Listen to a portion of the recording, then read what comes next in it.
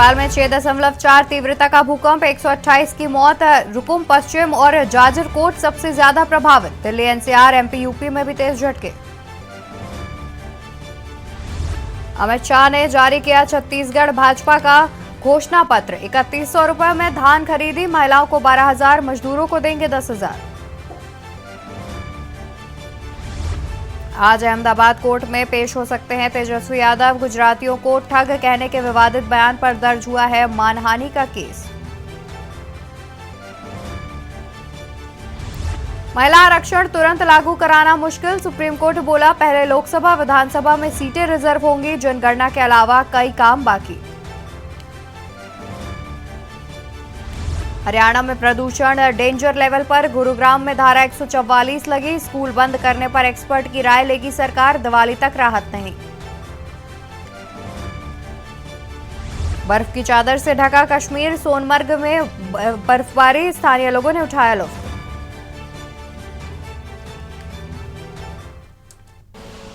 आप देख रहे हैं के न्यूज, खबरों का सारथी। नमस्कार, स्वागत है आपका के न्यूज इंडिया में। मैं हूं आपके साथ अवंतिका अवस्थी। रुक करेंगे खबरों की ओर, जहां पर आज रतलाम दौरे पर रहेंगे प्रधानमंत्री नरेंद्र मोदी। प्रधानमंत्री नरेंद्र मोदी करेंगे जनसभा को संबोधित। प्रधानमंत्री नरेंद्र मोदी करेंगे जनसभा को संबोधित। बंजली ग्राउंड में विशाल जनसभा को संबोधित करते नजर आएंगे प्रधानमंत्री। सभा के बाद दोपहर 3:45 पर प्रधानमंत्री रतलाम से होंगे रवाना। खबर भोपाल से, जहां आज रतलाम दौरे पर रहेंगे प्रधानमंत्री नरेंद्र मोदी। प्रधानमंत्री नरेंद्र मोदी जनसभा को संबोधित करते हुए भी नजर आएंगे। इसके अलावा बंजली ग्राउंड में विशाल जनसभा को संबोधित करने का कार्यक्रम रखा गया है। सभा के बाद दोपहर 3:45 पर प्रधानमंत्री रतलाम से रवाना हो जाएंगे। आज रतलाम दौरे पर रहेंगे प्रधानमंत्री नरेंद्र मोदी, जहां पर वो एक विशाल जनसभा को संबोधित करते भी नजर आएंगे। वहीं 3:45 के करीब प्रधानमंत्री वापस रवाना हो जाएंगे। बता दें कि दोपहर 3:45 के करीब सभा के बाद प्रधानमंत्री रतलाम से रवाना हो जाएंगे। खबर हम आपको बता दें, जहां आज रतलाम दौरे पर प्रधानमंत्री नरेंद्र मोदी जनसभा को करेंगे संबोधित। बंजली ग्राउंड में विशाल जनसभा को भी संबोधित करते नजर आएंगे प्रधानमंत्री। सभा के बाद दोपहर 3:45 पर प्रधानमंत्री रतलाम से होंगे रवाना।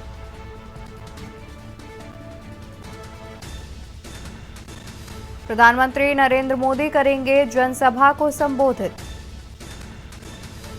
बंजली ग्राउंड में विशाल जनसभा को संबोधित करेंगे प्रधानमंत्री। सभा के बाद दोपहर 3:45 पर प्रधानमंत्री रतलाम से होंगे रवाना। खबर नेपाल से, जहां पर देर रात भूकंप ने नेपाल में मचाई तबाही। देर रात भूकंप ने नेपाल में मचाई तबाही। भूकंप की जद में आने से लगभग 150 लोगों की मौत हो गई है। प्राकृतिक आपदा में कई इमारतें भी ढह गई। हादसे में दर्जनों लोग गंभीर रूप से घायल बताए जा रहे हैं। भूकंप की जद में आने से करीब 129 लोगों की मौत हो गई है, वहीं कई लोग घायल भी बताए जा रहे हैं। साथ ही प्राकृतिक आपदा में कई इमारतें भी ढह गई। भूकंप आने से 129 लोगों की मौत की खबर सामने आ रही है, वहीं दर्जनों लोग घायल बताए जा रहे हैं। घायलों को अलग अलग अस्पतालों में कराया गया है भर्ती। खबर नेपाल से, जहां पर देर रात भूकंप ने नेपाल में मचाई तबाही। भूकंप की जद में आने से लगभग 150 लोगों की मौत हो गई है। प्राकृतिक आपदा में कई इमारतें भी ढह गई हैं। 150 लोगों से अधिक लोगों की मौत की बात सामने आ रही है। बता दें कि भूकंप आने से दर्जनों लोग घायल भी बताए जा रहे हैं। वहीं घायलों को इलाज के लिए अस्पतालों में भर्ती कराया गया है।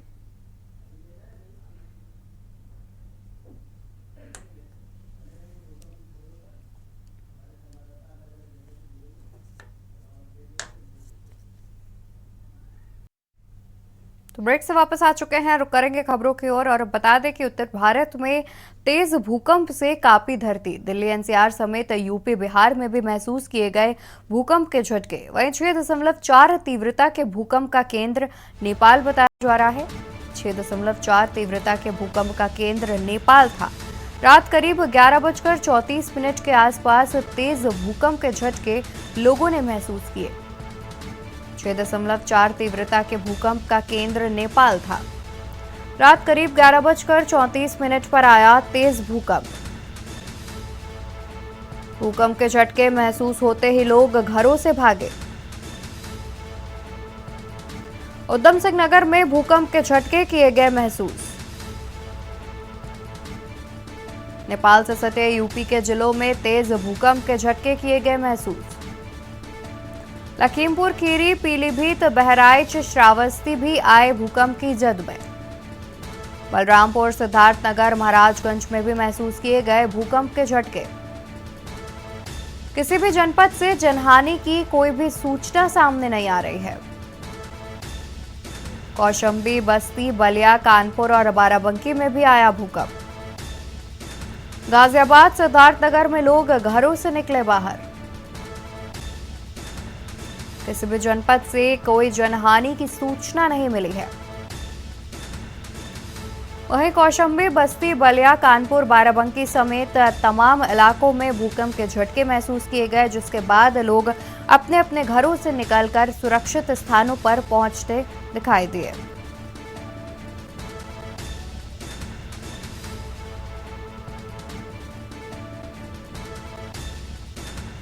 तो इसी खबर पर तमाम जिलों से और तमाम जगहों से हमारे संवाददाता हमारे साथ जुड़े हुए हैं। बाराबंकी से हमारे संवाददाता रजू सिद्दीकी हमारे साथ जुड़े हुए हैं। रजू, आपका रुख करना चाहेंगे, जानना चाहेंगे कि जब देर रात भूकंप के झटके महसूस किए गए, लोगों ने उस समय पर किस तरीके से जो है डील किया उस सिचुएशन से, क्योंकि देखा जाए तो आधी रात में भूकंप आया था, 11:30 के आसपास भूकंप आया था। कि बाराबंकी में कल देर रात जब कुछ लोग सो चुके थे और कुछ लोग सोने की तैयारी कर रहे थे, ऐसे में तेज भूकंप के झटके लोगों ने महसूस किए और लोग अपने घरों से निकल कर बाहर खड़े हो गए। उनको ये समझ में नहीं आ रहा था क्या हो गया।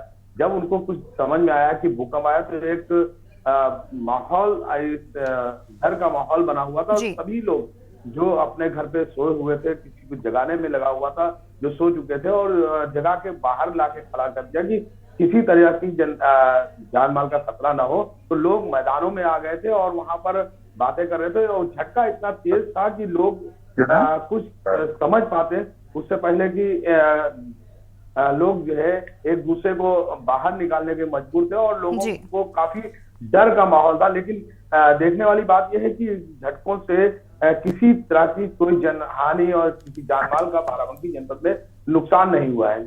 जी रजी, साथ ही ये भी खबर सामने आ रही है कि बाराबंकी के कुछ मकानों में दरार भी देखी गई है भूकंप के बाद। तो इस बारे में क्या कुछ जानकारी है? जी अवंतिका जी, आपको बता दें कि जब भूकंप के झटके आया तो लोगों ने जो है अपने घरों में जाना तो वहां पे देखा कि किसी के घरों की दीवारों में हल्की सी दरार भी आ गई है। भूकंप का झटका इतना तेज था कि लोग अपने अपने घरों को चेक कर रहे थे किस तरह की जनहानि हुई है, कहाँ पे कुछ नुकसान हुआ है। तो ये देख रहे थे, किसी ने देखा कि हमारे घरों की दीवारें चिपकी हुई है, किसी ने देखा कि पंखा बहुत तेज हिल रहा है। तो इस तरह से लोग अब घबराए हुए थे और एक दहशत का माहौल था। जी देवरिया से हमारे साथ संवाददाता राम सहाय जुड़े हुए हैं। राम सहाय, आपसे जानना चाहेंगे कि देवरिया में किस प्रकार की स्थिति रही। जैसा कि खबर सामने आ रही है कि भूकंप के आने के बाद किसी भी प्रकार की जनहानि की कोई सूचना नहीं है, तो देवरिया में क्या स्थिति थी भूकंप के बाद? आपको बता दें, कल देर रात लगभग 11:39 पे भूकंप का तेज झटका महसूस लोगों ने किया है। लेकिन आपको बता दें कि रिक्टर पैमाने पे इसकी जो तीव्रता थी लगभग 6.4 की मापी गई थी। इस तरह से जो है झटके से जो है जैसे ही लोगों को एहसास हुआ कि रात में भूकंप आया है, तो लोग घरों से निकलकर अपने सुरक्षित स्थान के लिए बाहर निकलने लगे और अपने परिजनों से, बच्चों से, परिवार और जनों से लोगों ने गुहार लगाते रहे कि तुम लोग घर से बाहर निकल जाओ, सुरक्षित स्थान बाहर पे पहुंचो, जहाँ लोगों ने बाहर रह के जो है सुरक्षित स्थान को किया। उसके बाद से भूकंप का झटका लगभग 15 से 20 सेकंड तक रहा। ये आपको बता दें अवंतिका, ये देवरिया जिले में जो है अभी किसी भी तरह की कोई जनहानि की सूचना नहीं मिली है, नहीं आ रही है। जी, जिस प्रकार से बाराबंकी में मकानों में दरार देखी गई, क्या इस प्रकार की कोई सूचना देवरिया से सामने आ रही? जी अभी नहीं, अभी किसी तरह की कोई सूचना नहीं है दरार वगैरह की या मकान के ध्वस्त होने की या मकान गिरने की। अभी कोई इस तरह की कोई सूचना देवरिया जिले में नहीं है। जी, सिद्धार्थनगर से हमारे संवाददाता पुरुषोत्तम दुबे हमारे साथ जुड़े हुए हैं। पुरुषोत्तम, आपका रुख करेंगे सिद्धार्थनगर में किस प्रकार के हालात देखे गए, क्योंकि जब आधी रात में भूकंप आया तो लोगों में जाहिर तौर पर दहशत का माहौल देखने को मिल रहा था। जी राधिका, कहना चाहेंगे कि सिद्धार्थनगर जनपद जो नेपाल है उससे काफी सटा हुआ है और नदी है सिद्धार्थनगर। यहाँ भूकंप के झटके 11:34 के आसपास बहुत तेज स्थिति में जो है महसूस किए गए। आधी रात का था, तो घरों में सोए थे, जो नहीं सोए उनको झटका जैसे उनको। जी पुरुषोत्तम, आपकी आवाज साफ तौर पर हम तक नहीं पहुंच पा रही है।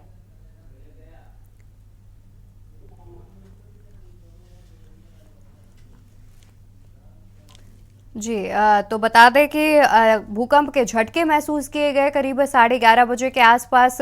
भूकंप के झटके कई जगहों पर महसूस किए गए। इसी पर देवरिया से हमारे संवाददाता राम सहाय भी हमारे साथ लगातार जुड़े हुए हैं। राम सहाय, आपसे जानना चाहेंगे कि जिस प्रकार से भूकंप के तेज झटके अचानक महसूस किए गए, जिसका केंद्र जो है वो तो नेपाल बताया जा रहा है, लेकिन भारत के भी कई हिस्सों में तेज झटके महसूस किए गए। क्या भूकंप के जो झटके हैं वो 1 या 2 बार महसूस किए गए या इससे ज्यादा बार लोगों ने महसूस किया? नहीं जी, मैं आपको बताते हैं, ये भूकंप के झटके सिर्फ अभी देवरिया में एक ही बार तो महसूस किया गया है 11:39 पर लगभग। यहाँ इस तरह की जो दिल्ली से एनसीआर सहित कई जिलों में जो है भूकंप के तेज झटके 2-2 बार के लिए महसूस के इस तरह की सूचना आ रही है कि अन्य जिलों में भी 2 बार के झटके महसूस किए हैं। लेकिन देवरिया जिले में ऐसा क्या कुछ नहीं, इस बार जो है लगभग 11:39 पे एक बार ही भूकंप का झटका महसूस किया गया, जिससे लोगों में काफी दहशत का माहौल फैल गया और लोग अपने घरों से बाहर निकलकर सुरक्षित स्थान पे ठौर बनाना लगे। जी रजी, आपका रुख करना चाहेंगे कि जैसा कि बाराबंकी में खबर सामने आई थी कि मकानों में दरारें आ गई हैं, तो उसको लेकर के क्या कुछ अभी तक किया गया है? क्या इसका संज्ञान किसी के द्वारा लिया गया है? जी अवंतिका जी, आपको बता दें अभी तक तो किसी के द्वारा इसका संज्ञान नहीं लिया गया, लेकिन आपको बता दें कि बाराबंकी में 2 मरतबा झटके महसूस किए गए। एक बार 11:36 पर किया गया और उसके बाद लोगों ने एक जो झटका महसूस किया, जो घरों से बाहर निकले, वो हल्का झटका था। इस तरह से बाराबंकी में अगर देखा जाए तो 2 मरतबा झटका महसूस किया गया है और जो पहला झटका था वो काफी तीव्र था। लोगों में बहुत ही दहशत का माहौल था और लोग घर छोड़ने को मजबूर हो गए थे और एक सुरक्षित स्थान पर निकल आए थे। कुछ लोग मैदान में चले गए थे, कुछ लोग रोडों पे आ गए थे, तो सभी लोगों ने अपना अपना मकान खाली कर दिया था। जी बिल्कुल, देखा जाए तो कई कई इलाकों में एक से अधिक बार भूकंप के झटके महसूस किए गए थे, जिसको लेकर के लोगों में जाहिर तौर पर दहशत का माहौल देखने को मिल रहा है। लेकिन फिलहाल किसी भी प्रकार की जनहानि की सूचना कहीं पर सामने नहीं आ रही है। बहुत शुक्रिया आप सभी का तमाम जानकारी हमारे तक साझा करने के लिए। तो आपको बता दें कि भूकंप का जो केंद्र है वो तो हमारा पड़ोसी देश नेपाल में था, लेकिन उसके बावजूद भारत के कई हिस्सों में भूकंप के तेज झटके लोगों ने महसूस किए गए। फिलहाल किसी भी जनहानि की कोई सूचना सामने नहीं आ रही है। उत्तरकाशी, दिल्ली एनसीआर और उत्तर प्रदेश और मध्य प्रदेश के कई इलाकों में भूकंप के तेज झटके महसूस किए गए। बता दें कि कई जगहों पर एक बार तो कहीं ब्रेक से वापस आ चुके हैं। रुक करेंगे खबरों की ओर और बात करेंगे राजधानी लखनऊ की, जहां पर आज और कल भाजपा चलाएगी हर घर संपर्क अभियान। वोटर चेतन महाअभियान को चलाएगी बीजेपी। वहीं भाजपा नेता और कार्यकर्ता लोगों के घर घर जाएंगे। नए वोटर्स को जोड़ने और फर्जी वोटर को हटाने का काम किया जाएगा। वहीं मंत्री, विधायक और जनप्रतिनिधि और पार्टी के पदाधिकारी भी इस कार्यक्रम में हिस्सा लेते हुए नजर आएंगे। क्षेत्र में बूथ अधिकारी के साथ हर घर संपर्क अभियान चलाया जाएगा, जहां पर नए वोटर्स को जोड़ने और फर्जी वोटर्स को हटाने का कार्य बीजेपी के द्वारा किया जाएगा। बता दें कि आज और कल घर घर जाकर इस अभियान को चलाया जाएगा। क्षेत्र में बूथ अधिकारी के साथ हर घर संपर्क अभियान चलाएंगे, जिसमें बीजेपी के तमाम कार्यकर्ता और पदाधिकारी मौजूद रहेंगे। बता दें कि इस अभियान के तहत जितने नए वोटर्स हैं उन्हें जोड़ने का काम किया जाएगा और साथ ही जितने भी फर्जी वोटर्स हैं एक तरीके से उन्हें हटाने का कार्य बीजेपी के द्वारा किया जाएगा। इस अभियान की शुरुआत आज से की जाएगी, आज और कल, यानी कि 2 दिन यह अभियान चलेगा, जिसमें जितने भी नए वोटर्स हैं उन्हें जोड़ने का काम भारतीय जनता पार्टी करेगी, जिसमें क्षेत्र के बूथ के जितने भी अधिकारी हैं वो उनके साथ मौजूद नजर आएंगे। जितने भी नए वोटर्स हैं उन्हें जोड़ने का काम करेगी भाजपा। साथ ही लोगों के घर घर जाकर इस अभियान का कार्य करेगी। बता दें कि इस अभियान की शुरुआत आज से की जा रही है। आज और कल 2 दिन तक ये अभियान चलेगा। हर घर संपर्क अभियान चलाया जाएगा बीजेपी के द्वारा। वोटर चेतन महाअभियान को बीजेपी चलाएगी, जिसमें भाजपा नेता और कार्यकर्ता लोगों के घर घर जाकर नए वोटर्स को जोड़ने का काम करेंगे और साथ ही फर्जी वोटर्स को हटाने का काम भी किया जाएगा। अब राजधानी लखनऊ से, जहां पर आज और कल भाजपा चलाएगी हर घर संपर्क अभियान। वोटर चेतन महाअभियान को चलाएगी बीजेपी। भाजपा नेता और कार्यकर्ता जाएंगे लोगों के घर। नए वोटर्स जोड़ने और फर्जी वोटर्स को हटाने का किया जाएगा काम। साथ ही आपको बता दें कि आज और कल इस अभियान को किया जाएगा, जिसमें नए वोटर्स को जोड़ने का काम करेगी भारतीय जनता पार्टी। 2 दिवसीय अभियान ये चलाया जाएगा, जिसमें घर घर जाकर भारतीय जनता पार्टी के कार्यकर्ता घर घर जाकर लोगों से अपील करेंगे और नए वोटर्स को जोड़ेंगे। साथ ही जितने भी फर्जी वोटर्स हैं उनको हटाने का कार्य भी एक तरीके से किया जाएगा। इसी खबर पर तमाम जानकारी के लिए लखनऊ से हमारे संवाददाता अरमान आसिफ जुड़े हुए हैं। अरमान, आपसे जानना चाहेंगे कि आज से इस अभियान की शुरुआत की जाएगी, जिसमें नए वोटर्स को जोड़ने का काम करेगी भारतीय जनता पार्टी। क्या कुछ अतिरिक्त जानकारी है?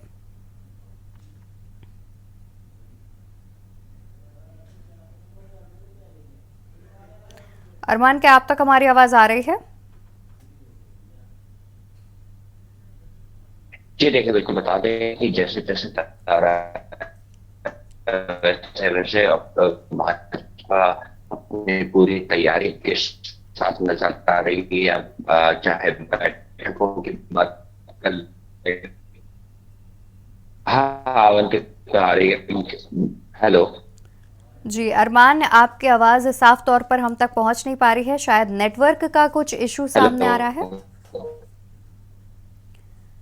तो हमारी संवाददाता की आवाज हम तक पहुंच नहीं पा रही है। आपको बता दें कि बीजेपी आज और कल एक अभियान की शुरुआत करेगी, जिसमें आज से इस अभियान की शुरुआत की जाएगी और 2 दिन का, यानी कि आज और कल इस अभियान को चलाया जाएगा, जिसमें भारतीय जनता पार्टी के तमाम जो पदाधिकारी हैं, नेता और कार्यकर्ता हैं, वो लोगों के घर घर जाकर नए वोटर्स को जोड़ने का काम करेगी, जिससे जितने भी फर्जी वोटर्स हैं उन्हें एक तरीके से हटाने का कार्य भी बीजेपी के द्वारा किया जाएगा।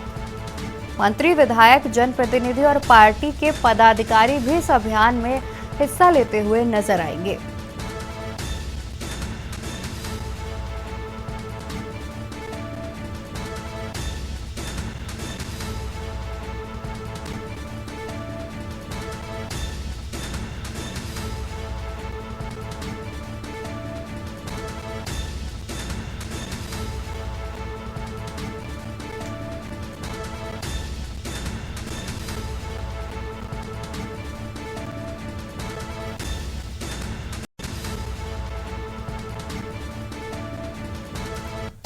तो नए वोटर्स को जोड़ने और फर्जी वोटर्स को हटाने का काम जो है वो भारतीय जनता पार्टी के द्वारा किया जाएगा। मंत्री, विधायक, जनप्रतिनिधि और पार्टी के पदाधिकारी इस कार्य में हिस्सा लेते नजर आएंगे। वहीं क्षेत्र में बूथ अधिकारी के साथ हर घर संपर्क अभियान चलाए जाने की मुहिम शुरुआत की जा रही है बीजेपी के द्वारा।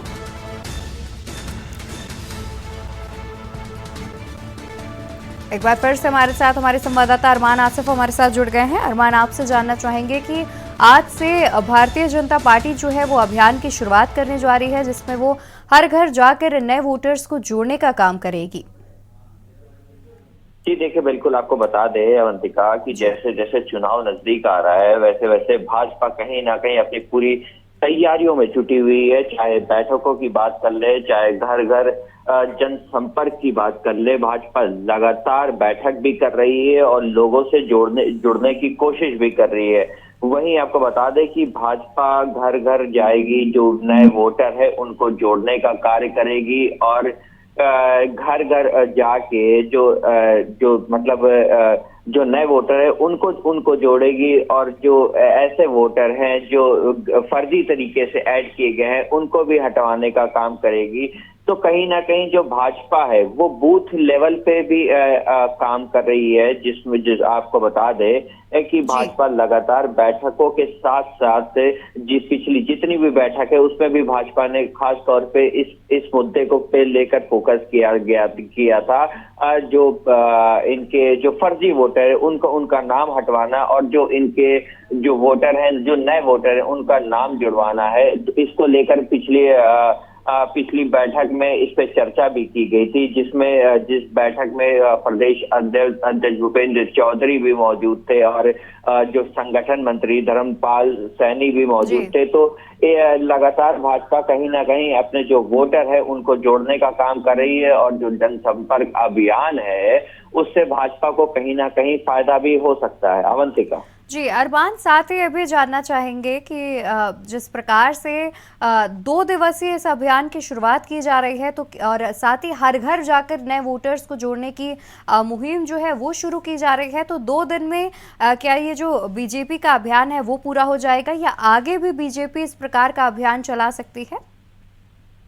जी देखिए, बिल्कुल आपको बता दें कि चुनाव जैसे जैसे नजदीक आ रहा है तो इधर भाजपा का बैठकों का भी दौर अब बढ़ते जा रहा है। अभी बीते दिन भाजपा ने अल्पसंख्यक की बैठक की थी, फिर उससे पहले महिला मोर्चा की बैठक की थी और अब ये घर घर जाके जनसंपर्क अभियान। तो लगातार बीजेपी चुनाव को लेकर एक्शन मोड में नजर आ रही है। वहीं आपको बात कर ले, ये जो 2 दिवसीय इनका कार्यक्रम है उसमें जो बूथ स्तर के नेता है उनको एक्टिव किया गया है, जो क्षेत्रीय नेता है उनको एक्टिव किया है, तमाम विधायकों को एक्टिव किया गया है कि आप घर घर जाइए, लोगों से जुड़िए और लोगों की समस्याओं को समझिए। इससे कहीं ना कहीं ये जो बीजेपी का ये जो 2 दिवसीय कार्यक्रम है उसमें कहीं ना कहीं बीजेपी को अपना चुनावी फायदा दिख रहा है। बिल्कुल, देखा जाए तो जिस तरीके से बीजेपी तमाम बैठकें लगातार कर रही है और इस प्रकार के तमाम अभियान चला रही है, तो जाहिर तौर पर एक विशेष रणनीति के तहत ये कार्य किया जा रहा है जिससे आने वाले लोकसभा चुनाव में जो है उन्हें फायदा मिल सके। शुक्रिया अरमान आपका, तमाम जानकारी हमारे दर्शकों। तो ब्रेक से वापस आ चुके हैं। इसी बीच चंदौली से खबर सामने आ रही है। चंदौली से अहम खबर हम आपको बता दें, जहां पर धारदार हथियार से युवक की गला रेत कर की गई हत्या। सूचना के बाद सीओ थाने की पुलिस मौके पर पहुंची। मृतक के पास से मोबाइल हुए बरामद, पुलिस जांच पड़ताल में जुटी। अलीनगर थाना क्षेत्र के लोको हॉस्पिटल के पास का यह पूरा मामला बताया जा रहा है। धारदार हथियार से युवक की गला रेत कर की गई है हत्या। बता दें कि धारदार हथियार से युवक की गला रेत कर हत्या की गई है। कुछ इस प्रकार से खबर सामने आ रही है। चंदौली से खबर हम आपको बता दें,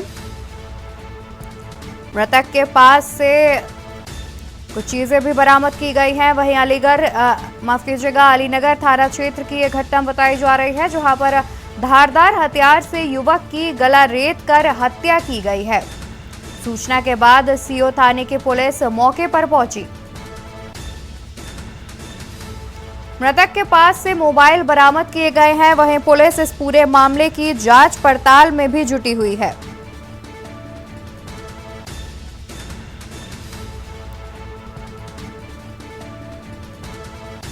तो धारदार हथियार से युवक की गला रेत कर की गई है हत्या। चंदौली से खबर हम आपको बता रहे हैं। चंदौली से इस वक्त की अहम खबर हम आपको बता रहे हैं। अलीनगर थाना क्षेत्र के लोको हॉस्पिटल के पास का ये पूरा मामला बताया जा रहा है, जहां पर धारदार हथियार से युवक की गला रेत कर की गई है हत्या।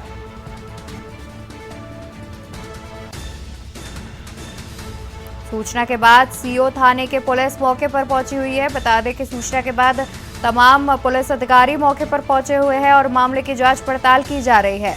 अलीनगर थाना क्षेत्र के लोको हॉस्पिटल के पास का पूरा मामला बताया जा रहा है, जहां पर धारदार हथियार से युवक की गला रेत कर हत्या कर दी गई है। चंदौली से खबर हम आपको बता रहे हैं, जहां पर सूचना के बाद मौके पर पुलिस भी पहुंची हुई है। मृतक के पास से मोबाइल किया गया है बरामद। पुलिस मामले की जांच पड़ताल में जुटी हुई है।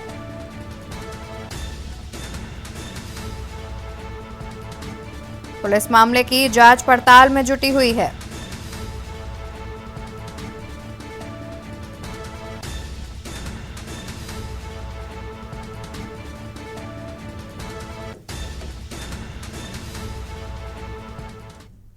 आगे बढ़ेंगे खबरों में। खबर राजधानी लखनऊ से, जहां पर आज 20 स्थानों पर मिलेगा सस्ता प्याज। सुबह 10 बजे से शाम 4 बजे तक सस्ते प्याज की वैन आएगी। बता दें कि सुबह 10 बजे से शाम 4 बजे तक सस्ता प्याज बिकेगा। एनसीसीएफ की तरफ से 25 रुपए प्रति किलो प्याज बेचा जाएगा। दुबग्गा मंडी और सीतापुर मंडी के पास लगेगी वैन। केंद्रीय विद्यालय अलीगंज एनसीसीएफ दफ्तर पर लगेगी वैन। दुबग्गा मंडी और सीतापुर मंडी के पास लगेगी वैन। केंद्रीय विद्यालय अलीगंज एनसीसीएफ दफ्तर पर लगेगी वैन। मिठाईवाला चौराहा, गोमती नगर और शालीमार चौराहे पर भी लगेगी वैन। सुबह 10 बजे से शाम 4 बजे तक सस्ता प्याज बेचा जाएगा, जहां पर करीब 20 स्थानों पर सस्ता प्याज बेचा जाएगा।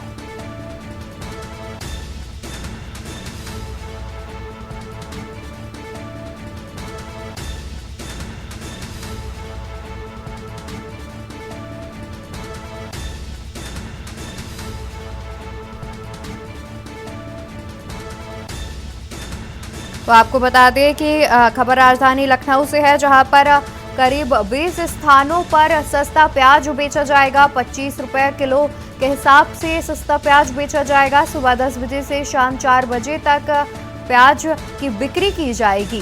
मिठाईवाला चौराहा, गोमती नगर और शालीमार चौराहे पर भी एक वैन लगेगी, जिसमें सस्ते प्याज बेचे जाएंगे। 20 स्थानों पर मिलेगा सस्ता प्याज। 25 रुपए प्रति किलो के हिसाब से प्याज की बिक्री की जाएगी। एनसीसीएफ की तरफ से 25 रुपए प्रति किलो का प्याज बेचा जाएगा। दुबग्गा मंडी और सीतापुर मंडी के पास लगेगी वैन।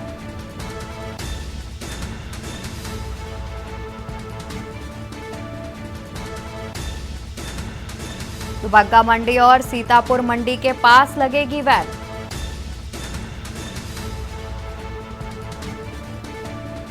केंद्रीय विद्यालय अलीगंज और एनसीसीएफ दफ्तर के बाहर लगेगी वैन।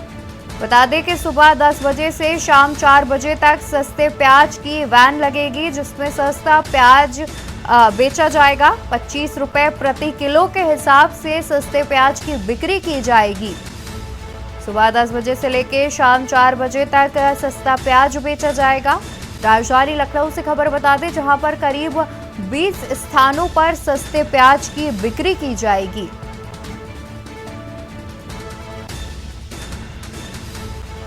तो खबर अयोध्या से आपको बता दें, जहां पर राम मंदिर ट्रस्ट ने की अपील। प्राण प्रतिष्ठा के लिए लोगों से राम मंदिर ट्रस्ट ने अपील की है।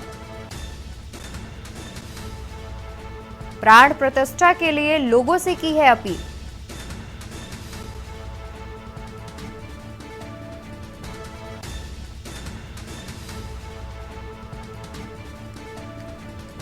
देश के मठ मंदिरों में धार्मिक अनुष्ठान करने की अपील की गई है। 22 जनवरी को दोपहर 11 बजे से 1 बजे तक किया जाएगा अनुष्ठान। मठ मंदिरों में आरती पूजन करें। राम मंदिर ट्रस्ट की तरफ से अपील की गई है कि मठ मंदिरों में आरती और पूजन करें। भंडारे और प्रसाद का भी करें वितरण। श्री राम नाम का करे सामूहिक जाप। कुछ इस प्रकार से राम मंदिर ट्रस्ट की ओर से सभी देशवासियों से की गई है अपील। मठ मंदिरों में आरती पूजन करें,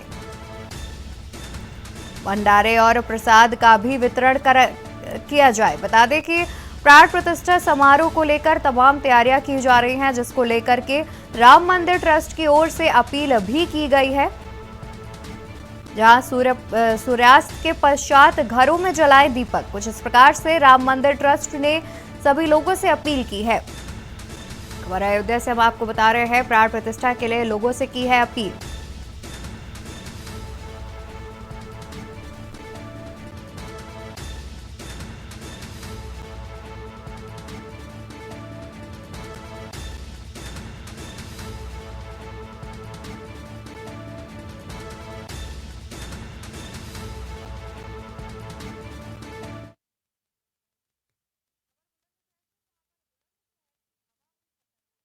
दीपावली से पहले AQI लेवल 333 पहुंचा।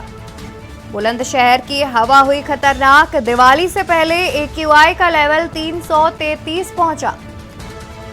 सांस, आंखें, हृदय रोगियों के लिए घातक बताई जा रही है हवा। जिला प्रदूषण नियंत्रण अधिकारी का दावा, पंजाब में पराली जलाए जाने के कारण बढ़ा है वायु प्रदूषण।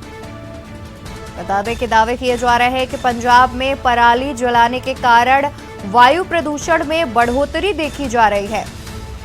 बुलंदशहर की हवा हुई खतरनाक। आपको बता दें कि बुलंदशहर में AQI लेवल 333 के करीब पहुंच गया, जहां पंजाब में पराली जलाए जाने के कारण बढ़ा वायु प्रदूषण। दावा किया जा रहा है कि पंजाब में पराली जलाए जाने के कारण वायु प्रदूषण में बढ़ोतरी देखी गई है।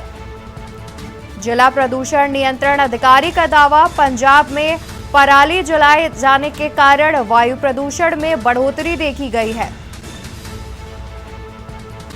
जिला प्रदूषण नियंत्रण बोर्ड के अधिकारी का दावा कि पंजाब में पराली जलाए जाने के कारण आसपास के क्षेत्रों में और राज्यों में जो है वायु प्रदूषण में बढ़ोतरी देखी गई है।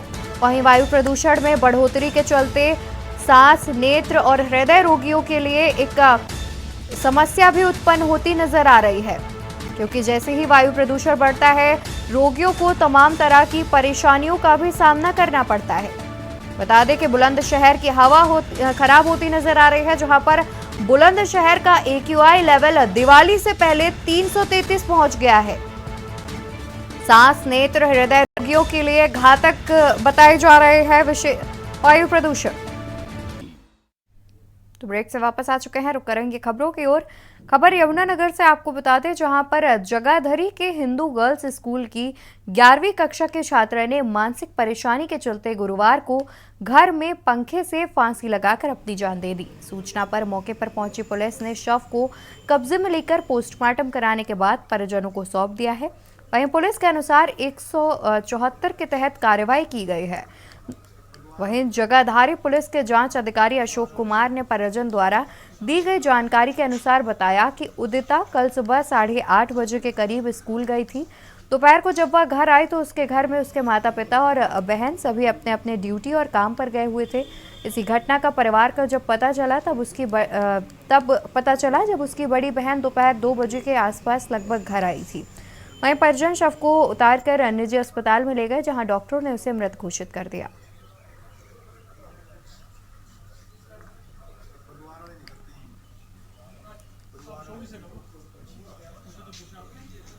सुसाइड का मामला है, हैंगिंग किया लड़की। क्या नाम है मृतका? उदिता नाम है, उदिता। कहाँ की रहने वाली है? ये जगाधरी की है, रेलवे रोड जगाधरी। तो क्या हुआ, कैसे हुआ हादसा, कैसे हुआ? हाँ, सब स्कूल में सुबह स्कूल घर वालों को कहना है, सुबह स्कूल में गई थी। 8 साढ़े 8 बजे जाते हैं और छुट्टी रिसेशन में 12:30 बजे करीब घर आई है। घर पे कोई नहीं था तो उसने आके हैंगिंग कर ली। तो 2 बजे उसकी बड़ी बहन सिस्टर आई थी, उसने उसको देखा, फिर परिवार पड़ोस में आके उन्होंने उसको उतारा। कौन सी क्लास में पढ़ती थी? 11वीं क्लास में पढ़ती थी।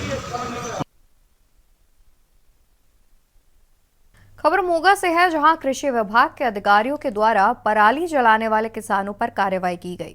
बता दें कि मोगा जिले में 321 किसानों द्वारा पराली जलाने की घटना सामने आई है, जिनमें से 205 किसानों के खेतों में जाकर कृषि विभाग के अधिकारियों के द्वारा कार्रवाई की गई। वहीं कृषि विभाग के अधिकारी मनजीत सिंह ने कहा कि हमारे पास 321 किसानों का डाटा आया है, जिसमें उन्होंने पराली जलाई है। उनमें से 205 किसानों के खेतों में जाकर उनकी रिपोर्ट तैयार कर उच्च अधिकारियों को भेज दी है और जल्द ही दूसरे किसानों के खेतों में जाकर रिपोर्ट तैयार की जाएगी।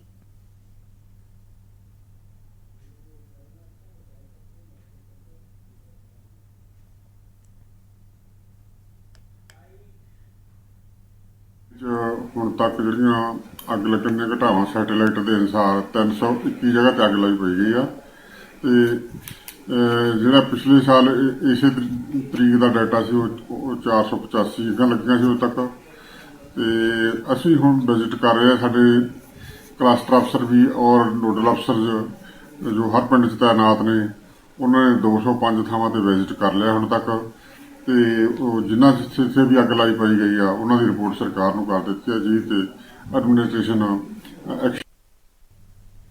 खबर नालंदा से है, जहां बिहार थाना क्षेत्र इलाके के मुरौरा गांव में 10 की संख्या में डकैती ने एसबीआई के शाखा प्रबंधक के घर में घुसकर 10 लाख की डकैती कर ली। घटना के संबंध में बैंक कर्मी श्रीकांत ने बताया कि देर रात 10 की संख्या में नकाबपोश हथियार से लैस होकर घर के अंदर घुसे, सभी को एक कमरे में बंद कर दिया और घर में करीब 2.5 घंटे तक जमकर उत्पात मचाया। इस दौरान डकैतों ने घर के अंदर रखे सामान को जमीन पर बिखेरते हुए महंगे आभूषण, नगद रुपए समेत करीब 10 लाख रुपए के ऊपर हाथ साफ कर दिया। विरोध करने पर डकैतों ने घर वालों के साथ मारपीट भी की। वहीं डकैती की घटना की पूरी वारदात घर में लगे सीसीटीवी कैमरे में कैद हो गई है। डकैतों ने घर वालों को यह भी धमकी दी कि अगर उनके द्वारा थाने में एफआईआर की गई तो उनके परिवार को गोली मार दी जाएगी।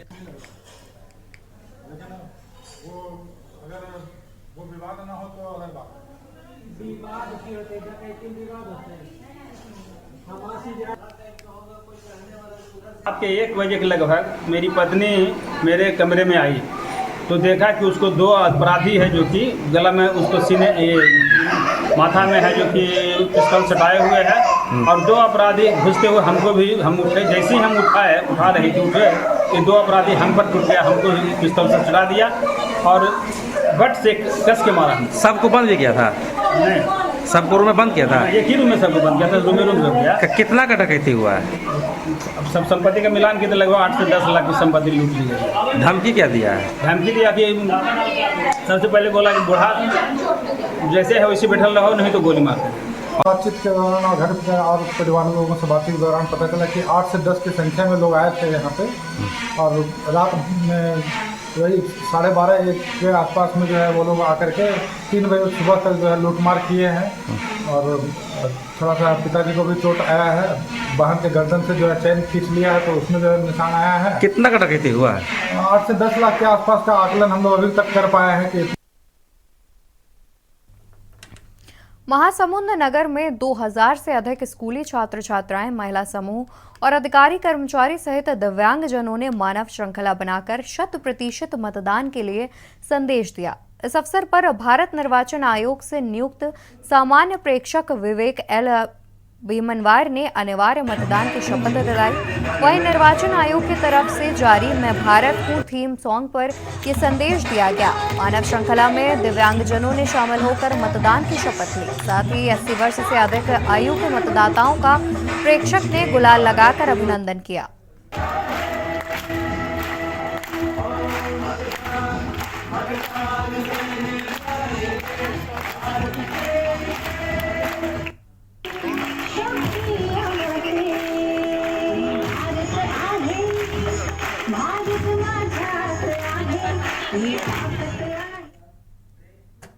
की ओर खबर छत्तीसगढ़ से है, जहां विधानसभा चुनाव से 4 दिन पहले भारतीय जनता पार्टी ने अपना घोषणा पत्र जारी कर दिया है। भाजपा ने अपने घोषणा पत्र को मोदी की गारंटी का नाम दिया है। वहीं केंद्रीय गृह मंत्री अमित शाह ने पूर्व सीएम रमन सिंह, प्रदेश अध्यक्ष अरुण साव, प्रदेश प्रभारी ओम माथुर के साथ बीजेपी का घोषणा पत्र जारी किया। शाह ने कहा कि छत्तीसगढ़ को power hub, smart hub, aluminium manufacturing hub बनाने का काम भाजपा ने किया। शिक्षा के मानक हमने बनाए। भूपेश का झूठ बोलना, प्रचार करना, सीडी बनाना और पेन ड्राइव में वीडियो बनाना, बस यही काम है।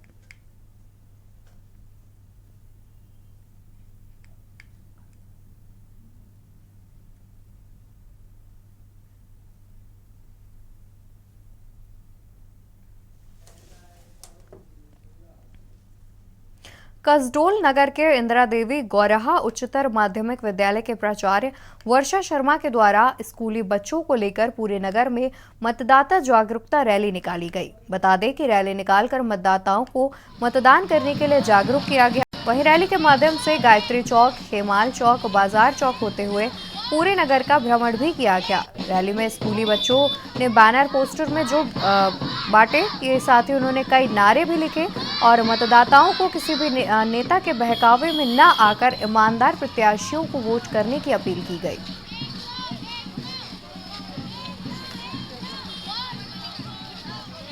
आज हमारे द्वारा मतदाता जागरूकता निकाली गई है, जिससे मतलब लोकतंत्र का यह एक बहुत ही लोकप्रिय एक त्यौहार है। इसमें जो इलेक्शन जो होता है उसमें सभी नागरिकों से हम अपील कर रहे हैं कि वो घर से निकलकर अपना वोट डालने के लिए आए और ये है कि कभी किसी लोभ में ना आए कि क्या बोलते ये हमको पैसा दे रही है तो हम इसको चुनाव करके हमेशा निष्पक्ष और ईमानदारी से ही जो ईमानदार व्यक्ति है उसको चुने। धन्यवाद। छत्तीसगढ़ में होने वाले विधानसभा चुनाव को लेकर बीजेपी ने अपनी घोषणा पत्र जारी कर दिया। गृह मंत्री अमित शाह ने रायपुर में भाजपा कार्यालय कुशाभाऊ ठाकरे परिसर में बीजेपी का संकल्प पत्र लॉन्च किया। इस दौरान गृह मंत्री अमित शाह ने कहा कि चुनावी घोषणा पत्र हमारे लिए संकल्प पत्र होता है। छत्तीसगढ़ की स्थापना का उद्देश्य विकास की मुख्यधारा में सम्मिलित करना था।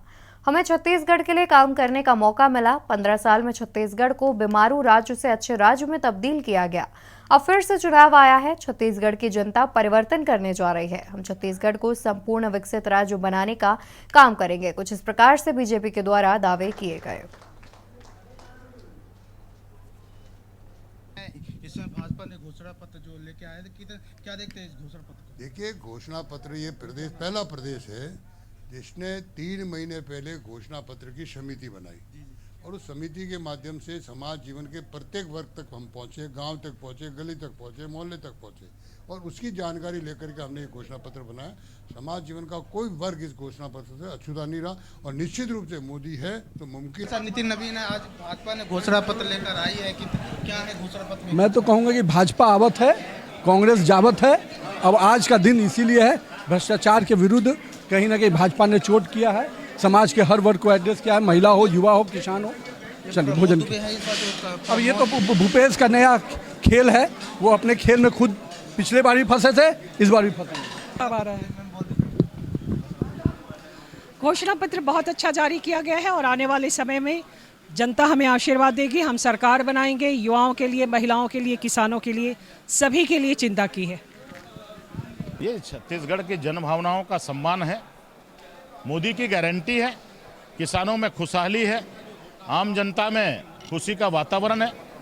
हमारे साथ नेता ये तो थे नारायण चंद्र, जिन्होंने बताया कि घोषणा पत्र जो बीजेपी की तो सबको ध्यान में रखकर इस बार घोषणा पत्र किया गया, चाहे छोटे हो, चाहे बड़े हो, चाहे गरीब हो, चाहे अमीर हो, चाहे किसान हो, चाहे जो हो, सबको फायदा इस बार इस घोषणा पत्र से मिलने वाला है। सवाल है जो दक्षिण विधानसभा के प्रत्याशी हैं, आज यहाँ पे घोषणा पत्र। अब ये घोषणा पत्र बार बार पूरा छत्तीसगढ़ धान की बात करता था। अब 3100 रुपए और 21 कुंटल, अब ये कांग्रेस का जाने का समय आ गया, बीजेपी का आने का समय आ गया। क्या इस घोषणा पत्र से कांग्रेस डर चुकी है? कांग्रेस ने तो